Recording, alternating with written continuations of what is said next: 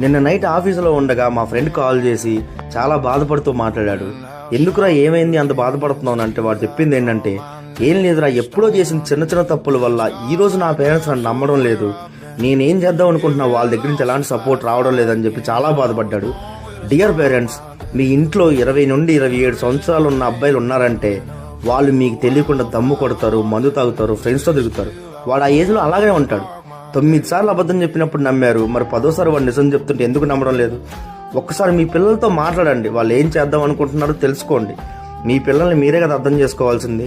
ఏమో వాడు ఈసారి నిజంగానే మారి లైఫ్లో సెటిల్ అవుదాం అనుకుంటున్నాడేమో. ఇలాంటి టైంలో మీరు వాడికి ఎలాంటి సపోర్ట్ ఇవ్వలేకపోతే వాడు రాంగ్ డిసిషన్ తీసుకునే ఛాన్సెస్ చాలా ఎక్కువ ఉన్నాయి. సో ప్రశాంతంగా 10 నిమిషాలు వాడితో మాట్లాడండి, వాడు ఏం చేద్దాం అనుకుంటున్నాడో తెలుసుకోండి, మీరు వాడికి ఒక గైడెన్స్ ఇవ్వండి. ఓకేనా? సరే, మరి నేను ఉండనా?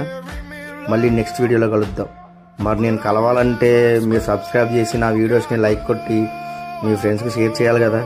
సో చేసేయండి మరి. బాయ్.